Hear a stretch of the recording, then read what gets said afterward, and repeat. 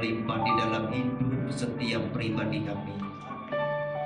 Walaupun seringkali kami tidak percaya kepadamu, namun Engkau senantiasa mengasihi kami. Oleh karena itu Tuhan, di malam yang indah, biarlah Engkau menegur kami dengan sapaan firman-Mu, sehingga lewat firman-Mu itu pula kami boleh memiliki hidup yang semakin berkenan di hati-Mu. Oleh karena itu Tuhan, kami hendak menyiapkan tanah hati kami yang paling subur, sehingga ketika firman-Mu sampai atas kami yakin firman-Mu tidak pernah kembali dengan sia-sia. Namun sepulang dari tempat ini, kami akan pulang dengan berkat yang luar biasa. Oleh karena itu Tuhan, berbicaralah untuk kami siap mendengar firman Tuhan. Di dalam nama Tuhan Yesus, kami percaya dan sudah berdoa. Amin. Saudara yang mau diberkati Tuhan, kasih tepuk tangan yang meriah oleh kedua. Saudara, saya persilakan duduk kembali. Saudara yang dikasih oleh Tuhan, mari kita buka firman Tuhan dari Yohanes pasal yang ke-11. Saya membacakan mulai ayat 11 sampai dengan yang ke-15. Yohanes pasal 11 ayat ke-11 sampai dengan yang ke-15. Firman Tuhan di malam yang indah saya beri judul dengan judul Belajar Percaya. Judulnya kadang menggelitik kita karena kita seringkali juga bisa protes. Ngapain aku mesti belajar percaya? Bukankah aku ini orang percaya, kan begitu? Saudara, demikian bunyi firman Tuhan. Yohanes pasal 11 ayat 11 sampai dengan 15. Demikianlah perkataannya, dan sesudah itu ia berkata kepada mereka, Lazarus saudara kita telah tertidur, tetapi aku pergi ke sana untuk membangunkan dia dari tidurnya. Maka kata murid-murid itu kepadanya, Tuhan, jikalau ia tidur, ia akan sembuh.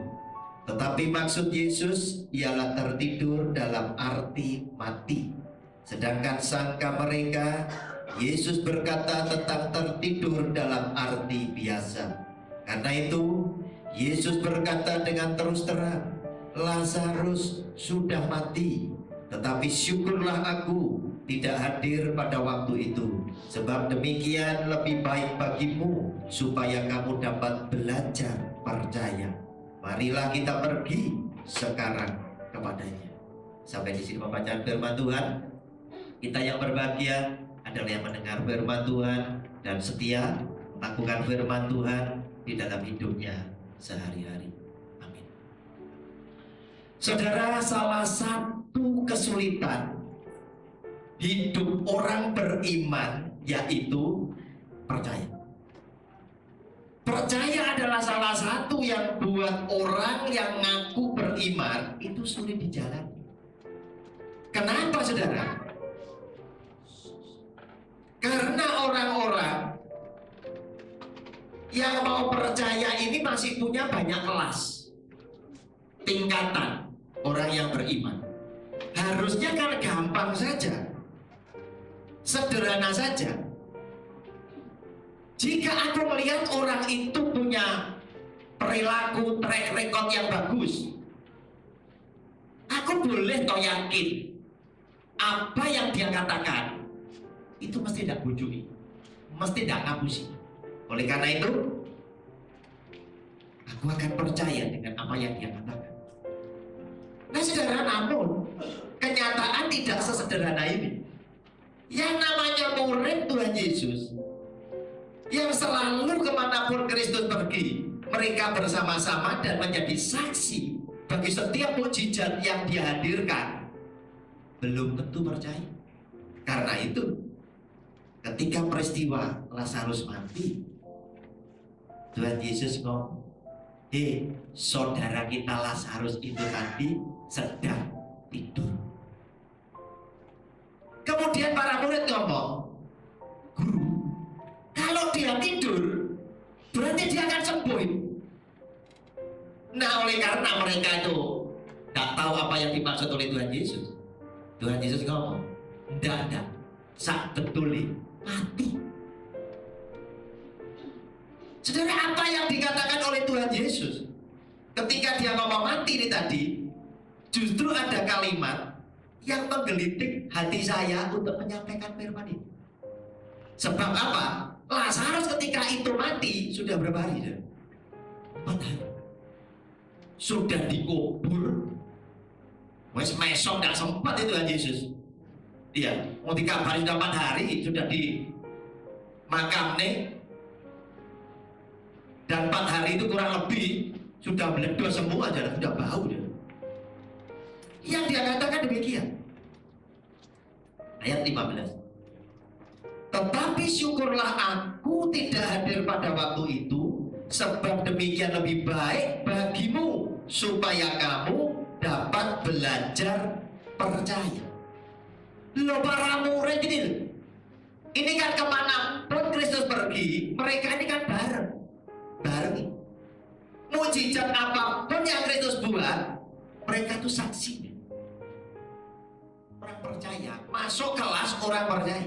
Tapi masih dikatakan oleh Tuhan Yesus, puji Tuhan, waktu Lazarus sakit, Lazarus mati, aku gak di situ. Ini baik untuk kamu, supaya kamu bisa belajar untuk percaya. Loh, kelasnya itu sama Tuhan Yesus masih di kelasnya apa? Orang yang lagi belajar percaya. Nah, saudara dikasih oleh Tuhan, kenapa kau puji Tuhan? Dia ngomong gitu. Karena apa? Kalau waktu Lazarus itu nanti sakit, Tuhan Yesus ada di situ, pasti gak situ mati. Betul, saudara? Nah, saudara, kalau Lazarus habis mati, baru 1 hari dia hidupkan lagi, kamu gak bakal belajar percaya. Karena apa? Manusia berpikir paling mati suri. Betul tak? Dikasih dengan sesuatu yang luar biasa, mati sudah dipendam 4 hari. Di situ Tuhan ngomong, supaya kamu belajar percaya. Saudara, yang dikasih oleh Tuhan. Suatu hari saya pergi ke pasar swalayan bersama istri saya. Seperti biasa, saya bagian dorong troli, dia yang belanja, dia embosi, saya dorong. Masuk pasar swalayan. Hari itu saya dikagetkan. Karena apa? Saya lagi berdoa sama Tuhan. Tuhan, kayak ono ide ya, aku pun bau boy nanti suruh. Di pasar swalayan, masuk itu melewati tempat stand yang jual buah, mangga, jeruk dan lain sebagainya di situ. Di atas mangga macam-macam, ada gadung, ada mana lagi dan lain sebagainya. Digantungi tulisan. Saya ngomong sampai istri saya, yang sorry yo, kamu troli ini Doraemon Dewi. Loh, kan gambar aku? Tidak, aku tak ngenteni ide ngisor mangga gantungan ini. Nanti papa kan ide, lapo, golek ide ya. Ditulisi di atas mangga ini, jangan dipijat. Menarik, ya tak? Menarik, ya. Nyawis. Dia jalan, saya nongkrong di sini. Saya pengen tahu ada apa di atas mangga ini kok digantungi, jangan dipijat. Ya Tuhan baik, ngirim 2 ibu datang di situ. Saya ngelihat ibu ini datang, Ya, datang rundingan rupanya mau beli mangga gandum. Padahal tadi sebelum saya nongkrong di situ, saya sempat neliti mangganya itu kayak apa. Tak awasi, ada stiker itu ditulisi masak pohon, ya kan? Tulisi masak pohon, UKP masak pohon dan lain sebagainya. Dan saya ini adalah orang yang suka makan mangga, saya tahu ini mangga ini tua atau tidak saya ngerti saja. Wong biasa makan ya. Wah ini pokoknya mangga ini bunder-bunder ya, mati tua ya. Warna kulitnya hijaunya hijau yang apa itu, hijau yang gelap itu tadi. Ini mati betul-betul masak mangga, masak pohon dan lain sebagainya. Nah saudara, tapi apa yang terjadi saudara? Yang pertama, kelas orang percaya itu karena melihat. Ini kelas yang DDA. Nah padahal kelasnya kita, kelasnya para murid baru dikatakan oleh Tuhan Yesus supaya kamu belajar percaya. Kelas paling bawah ini SD. Saudara, ibu dua ini datang rundingan ngambil mangga itu tadi. Lo untuk percaya kalau ini masak pohon dan ini enak manis, itu jadi dia benar. Loh ya, enak. Loh ya, satu lewat penciuman, ya kan? Dilihat, ngomongnya masak mangga, ya, masak pohon, ya. Saya ngetes itu ngatur Anda. Apa dikira saya keliru? Tidak, saya ngetes. Soalnya apa? Jamnya sudah malam ini. Iya, saya ngetes. Berarti masih luar biasa. Kan gitu. Kasih tepuk tangan dulu. Luar biasa. Saudara yang dikasih oleh Tuhan, setelah dia cium, dia rundingan, yang dilakukan itu dipecat. Iya, kayak tompuk ini kayak mata. Iya, dipecat-pecat. Saya tak awasi. Oh ini tuh maksudnya digantungan, jangan dipijat itu. Apa yang terjadi oleh ibu-ibu tadi? Ngambil kresek, mulai diwadai. Saya amati, sing tadi itu 1, 2 itu dipecetin dan dibeli loh sudah. Kebacut orang perempuan ini ya, ibu-ibu ini dibuat jentik tapi gak dipeleh, disesen dong, sengaja disesen dong. Yang ini jangan diambil ya, yang tadi tidak, yang tadi ngambil yang lain. Datang lagi yang lain, melakukan hal yang sama, dipejetinya dan diambil. Istri saya datang, wes ya, pulang. Itu ide, dapat. Ya. Oh, khotbah apa? Khotbah tentang iman. Saya berkesimpulan, ditanya itu ya, kesimpulan apa? Oh, tulisan jangan dipijat. Saya tahu. Kalau satu ibu beli 10, mejet 2, datang 20 ibu, gembuk petang puluh. Pasti, betul gak ya? Gembuk 40, satu ibu mejet 2 gak dibeli. Kalau 20 ibu beli, petang puluh gembuk ini, pasti. Saudara, saya kritik seperti ini bukan berarti istri saya istimewa, bukan. Bukan. Besoknya saya berangkat ke Surabaya, mampir ke rumah makan karena saya pagi-pagi berangkat. Saya pasien nomor 1 di Mojokerto. Meja segitu banyak, belum ditoto semua, kerupuk-kerupuk itu masih dikumpulkan jadi satu. Nah saya tahu istri saya suka kerupuk. Saya berangkat ke tumpuan kerupuk itu agak jauh. Saya ngomong sama dia, mau kerupuk? Dari jauh. Istri saya mau, tak tunjuk loh yang mana. Dia mau yang itu, yang kerupuk yang itu tadi. Plastiknya ditulis kerupuk udang renyah. Tapi dia ngomong, saya ketingin. Saudara ngerti maksudnya? Saya ganti madu. Dia takut kayak ini melempem gitu saudara. Loh, mata melihat ada tulisannya kerupuk udang renyah. Saya ya tahu. Tapi istri saya kan tidak yakin. Dia ngomong, suruh nguku saudara. Ya tak kuku, tak tunjuk dia. Tapi saya tidak kepengen seperti ibu-ibu tadi. Yang tak kuku, yang tak beli. Hamba Tuhan ngerti firman Tuhan, masa keliru kan gitu ya.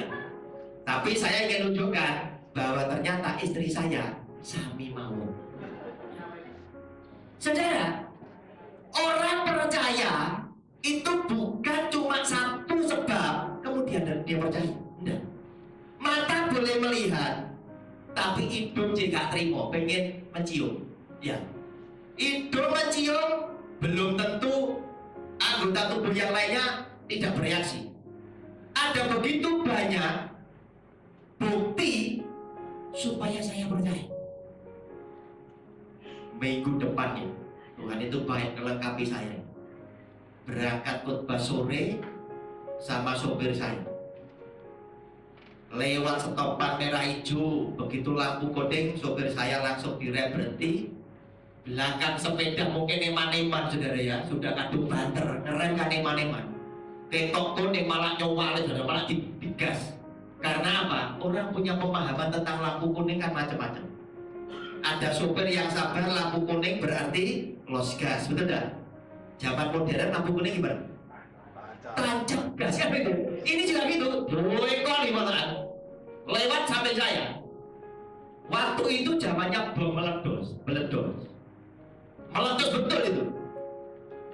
Banyak sepeda, dua semua kaget.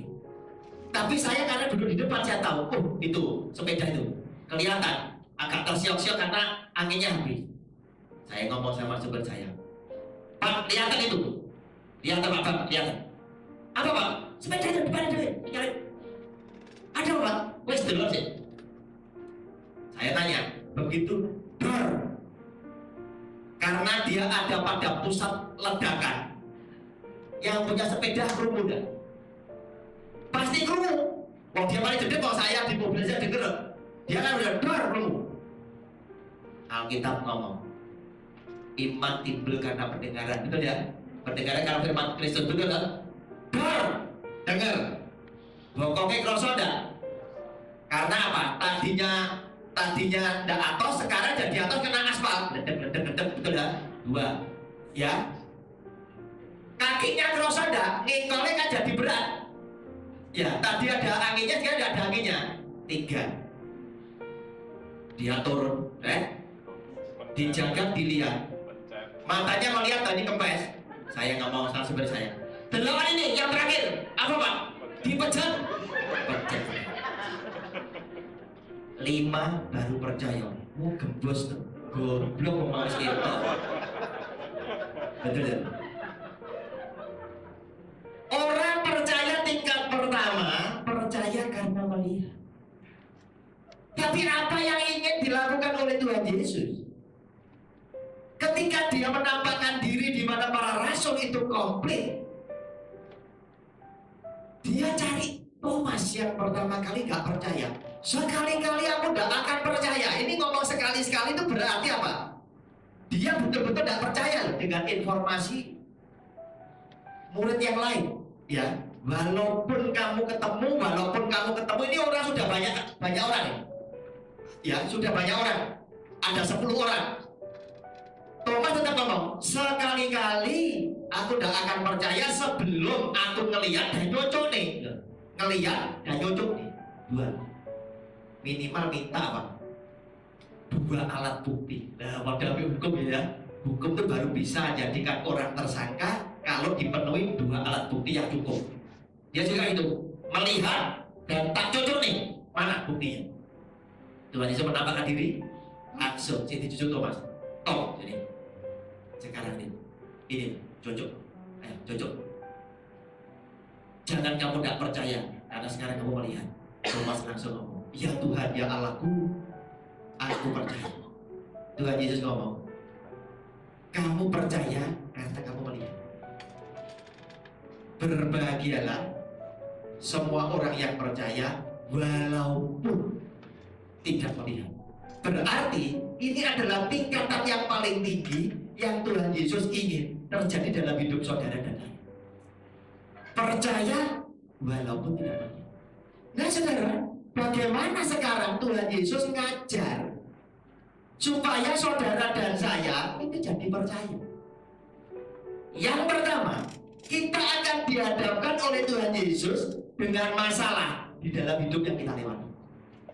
Oleh karena itu, jangan sering kalau Anda kepengen jadi orang percaya, begitu ada masalah terus nangis.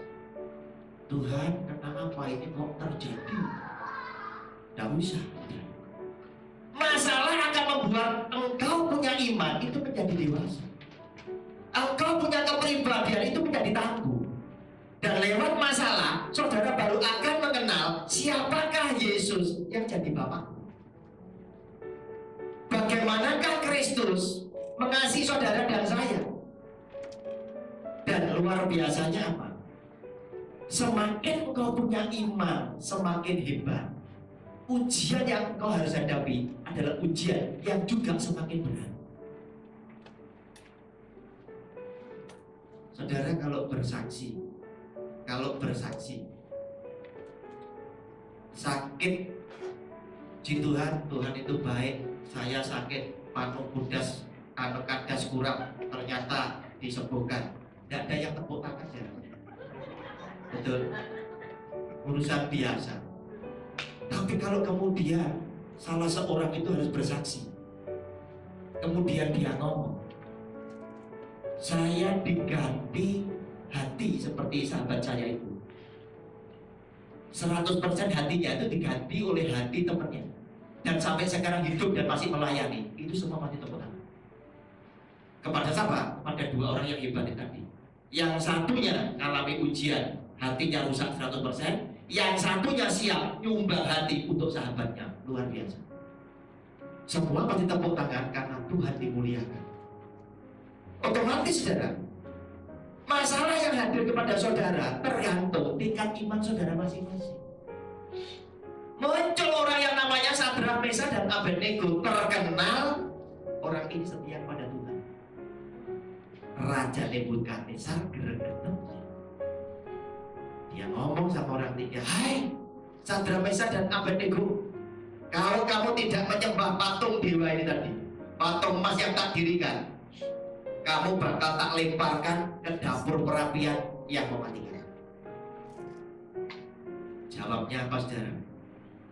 Kita lihat di dalam Daniel pasal yang ketiga, ayat 14 sampai dengan 18. Berkatalah Nebukadnezar kepada mereka, apakah benar hai Sadrak, Mesak, dan Abednego, bahwa kamu tidak memuja dewaku dan tidak menyembah patung emas yang kudirikan itu? Sekarang jika kamu bersedia, demi kamu mendengar bunyi sangkakala, seruling kecapi, rebab, gambus, serdam, dan berbagai-bagai jenis bunyi-bunyian, sujudlah menyembah patung yang kubuat itu. Tetapi jika kamu tidak menyembah, kamu akan dicampakkan seketika itu juga ke dalam perapian yang menyala-nyala. Dan dewa manakah yang dapat melepaskan kamu dari dalam tanganku? Lalu Sadrak, Mesak, dan Abednego menjawab, Raja Nebukadnezar, tidak ada gunanya kami memberi jawab kepada tuanku dalam hal ini. Jika Allah kami yang kami puja sanggup melepaskan kami, maka ia akan melepaskan kami dari perapian yang menyala-nyala itu dan dari dalam tanganmu, ya Raja. Tetapi seandainya tidak, hendaklah tuanku mengetahui, ya Raja, bahwa kami tidak akan memuja dewa tuanku dan tidak akan menyembah patung emas yang tuanku dirikan itu. Saudara, ketika nyawa sebagai taruhan sekalipun, orang yang percaya kepada janji Tuhan tetap akan pegang imannya, walaupun mati ada di depan dia punya mata. Saudara yang dikasih oleh Tuhan, ini yang menjadikan jawaban dari Sadrak, Mesak, dan Abednego menjawab bukan kepada orang yang sepele. Adalah seorang raja besar yang punya kuasa, yang hari itu bisa menentukan mati dan hidupnya Sadrak, Mesak, dan Abednego. Namun demi imannya dia ngomong, jika Tuhanku sanggup menolong aku, puji Tuhan biar dia yang menolong aku. Tapi jika dia tidak menolong, aku pun juga tidak akan menyembah patung emas yang tuanku raja dirikan. Bu uncale mati yowis. Itu jawaban. Saudara, seketika Raja Nebukadnezar itu mukanya berubah dan dia perintahkan, buat api itu panas Perintahkan Al-Quju untuk melemparkan Sadrak, Mesak, dan Abednego ke dalam dapur perapian yang menyala-nyala. Yang ngelemparnya aja keselomot itu mati Al-Quju. Tapi yang terjadi apa? Mendadak Raja Nebukadnezar dan para menterinya itu berdiri, bangkit dari tempat duduknya, dan Raja Nebukadnezar ini berkata, loh, bukankah tadi bertiga yang dilemparkan? Tapi sekarang kenapa kita melihat sepertinya ada 4 orang yang berjalan tanpa terbakar, dalam keadaan santai, rambutnya tidak terbakar, bajunya tidak terbakar, kulitnya juga tidak terbakar. Mereka jalan seperti dalam keadaan happy-happy saja, oke-oke saja. Dan raja ini ngomong, yang satu seperti anak pilu. Siapa itu? Adalah Tuhan yang menyertai saudara dan saya. Dan kemudian mereka bertiga keluar dalam keadaan sehat walafiat. Sehingga dengan demikian Raja Nebukadnezar mulai ngomong, luar biasa Allahnya Sadrak, Mesak, dan Abednego. Oleh karena itu saya sekarang mengumumkan pengumuman, siapapun yang menghina Allahnya Sadrak, Mesak, dan Abednego harus dihukum mati. Nama Tuhan dimuliakan ketika engkau menang di dalam iman. Saudara yang dikasihi Tuhan, tapi nantikan saudara, judul yang berikutnya saya sudah siapkan, iman kalahnya dengan duit. Rabu depan, iman kalahnya dengan duit. Kadang demi mati orang bisa menang, tapi di hadapan duit orang bisa kalah. Ayatnya ada. Rabu kita kupas. Nah saudara yang dikasih oleh Tuhan, ini yang terjadi. Masalah yang begitu berat dihadirkan dalam hidup saudara dan saya. Jangan pernah takut. Dia adalah Bapa yang setia dengan janji. Yang nomor 2, kita diajar percaya dengan cara kita ditekan oleh waktu. Kadang masalah datang yang menekan itu seringkali bicara tentang waktu. Ada yang pertama, waktu ini kita harus sabar. Tuhan, aku sudah doa sekian lama kok dak tolong. Tuhan yang ngomong, sabar, waktu ini Tuhan belum sampai. Dari yang dikasih oleh Tuhan, konsep para murid, konsep orang Israel memandang Yesus yang adalah Tuhan itu Superman, luar biasa. Karena apa? Mereka menyaksikan mukjizat yang dahsyat. Tapi mereka kaget ketika Tuhan Yesus ditangkap, hebatnya gak ada. Padahal mereka sedang berharap, apa mukjizat yang dia akan hadirkan lagi? Masa dia mau dianiaya seperti itu? Dan kenyataannya ketika dia harus menjalani jalan salib, mati di atas kayu salib, hari Jumat yang terjadi, para murid merasa kami adalah orang yang kalah. Buktinya apa? Yusuf dari Arimatea itu harus minta jenazah Tuhan Yesus untuk dimakamkan. Mereka tinggal dalam sebuah kesedihan. Mereka tinggal di dalam sebuah rumah dengan pintu yang terkunci karena mereka takut. Jangan-jangan masih ada orang yang cari bahwa kalian juga adalah orang yang dekat sama Yesus itu tadi. Ini menjadikan ketakutan. Sudah kalah, takut. Saudara, tapi apa yang terjadi? Itu kan baru Jumat. Tuhan masih ngomong, sabar, waktunya belum sampai. Yang kedua, orang kadang ditekan oleh waktu yang saudara tidak boleh sabar. Saudara harus segera bertindak untuk atasi masalah ini karena apa? Anda dikejar dengan waktu. Bangsa Israel zamannya Raja Ahasiveros itu pernah mau dimusnahkan lewat Haman sebagai orang kepercayaan raja yang jahat. Itu memateni orang Israel, dipunahkan semua. Tapi puji Tuhan, Raja ini kan senang dengan perempuan cantik. Ada orang beriman namanya Mordekai ini tadi, punya anak angkat yang namanya Esther yang cantik. Raja itu kehilangan ratu, ini diganti. Yang gantikan Esther ini tadi. Dia cantik, masuk di situ. Nah saudara, Mordekai ini biasa keluyuran. Suatu hari dia mendengar ada sida-sida yang ingin bunuh raja. Dua sida-sida yang sakit hati. Mordekai sempat dengar. Dipikir sida-sida ini gelandangan, kan gitu. Dia sempat dengar, dilapornya sama Esther. Esther cerita sama raja.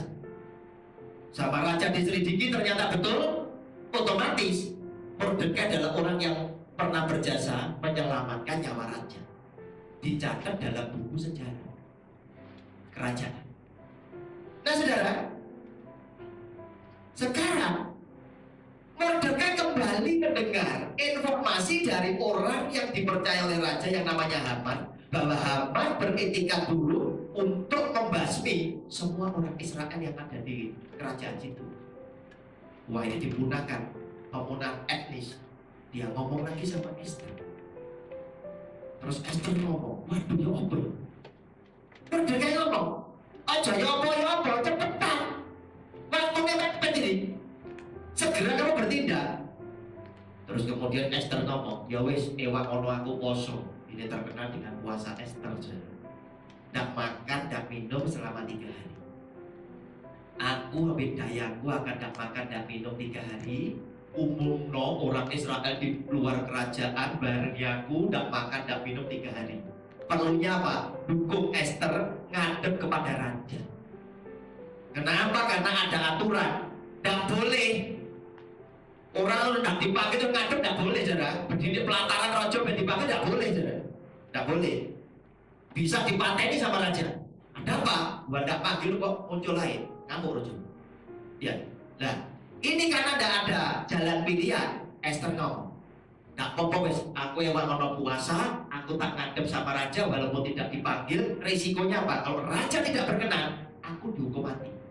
Ya wis, kalau dihukum mati, lu yang mesok. Nekat Esther, ya.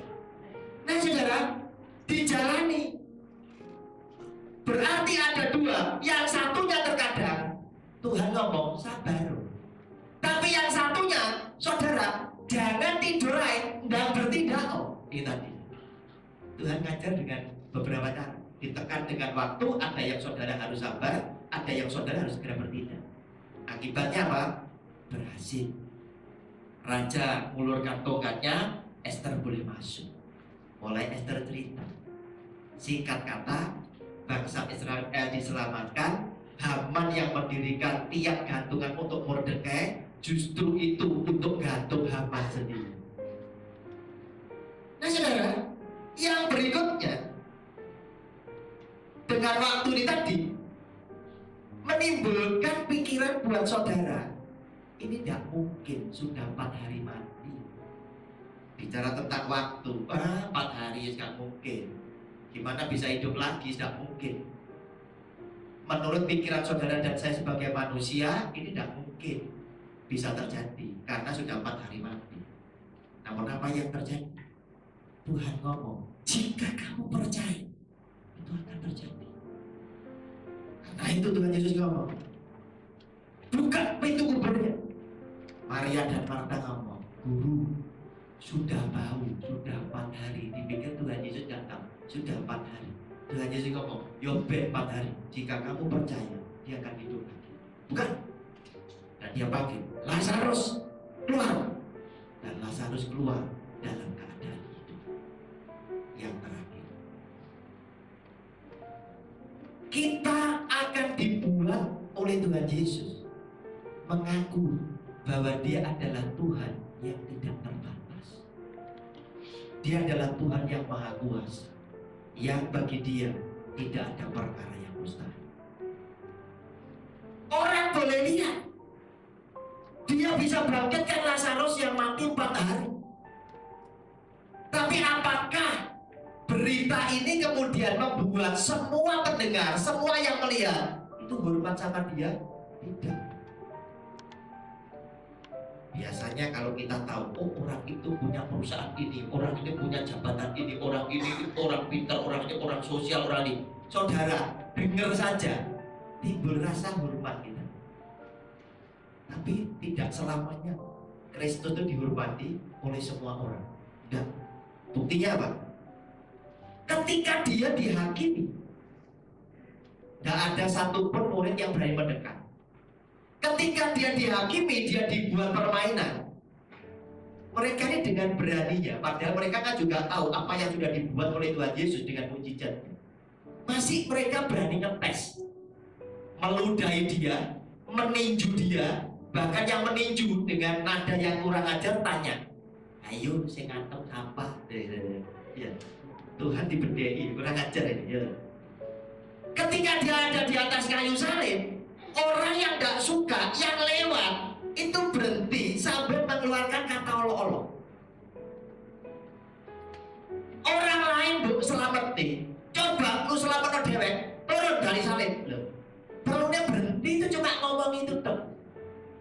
Lihat, tidak semuanya seperti itu. Tapi apa? Yesus Tuhan ngajar saudara dan saya. Nggak poporon. Ini jam Jumat, betul nggak ya? Ini jam Jumat, hari pertama. Nggak apa-apa. Lakon tuh menang keri. Ya, nggak apa-apa. Dia ngomong apa? Anak manusia itu akan mati. Namun pada hari yang ketiga dia akan dibangkitkan kembali oleh Bapaknya. Namun karena para murid ini tidak nyambung, tidak ngerti bahwa itu akan terjadi, hari Jumat dianggap sebagai suatu hari kekalahan mereka. Mereka bukan hanya sedih, tapi mereka takut dan merasa kalah. Saudara, apa yang terjadi? Ketika dia buat sesuatu yang spektakuler, yang luar biasa untuk dirinya sendiri, Anda dan saya dibuat untuk mengaku bahwa Engkau adalah Tuhan yang tidak terbatas. Masa depanmu belum habis. Belum habis. Hidupmu masih berarti untuk Tuhan. Jangan pernah saudara ngomong, Tuhan, lewat peristiwa ini ibarat langit sudah runtuh. Nah, janji Tuhan hidup dalam hidup saudara. Janji Tuhan masih berlaku untuk saudara dan saya. Dan janjinya, dia akan selalu menyertai saudara dan saya. Hari Minggu dia buktikan, aku hidup kembali. Terbukti apa? Maut sudah aku kalahkan. Sehingga lewat kebangkitannya, saudara dan saya punya masa depan. Saudara dan saya akan hidup bersama dia.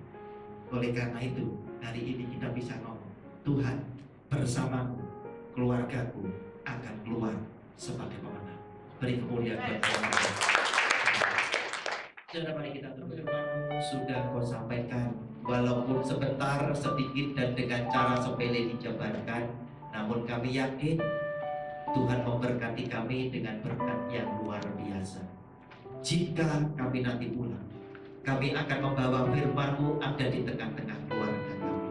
Mampukan sekarang para kekasih kami menjadi pelaku buat kebenaran firman-Mu, sehingga lewat apa yang kami kerjakan, kami akan menjadi anak Tuhan yang menikmati setiap janji, dan apa yang kami kerjakan akan memuliakan nama-Mu.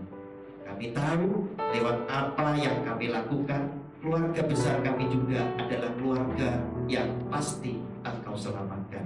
Di dalam nama Tuhan Yesus kami percaya dan sudah berdoa. Setiap kita yang sudah diberkati Tuhan, sama-sama katakan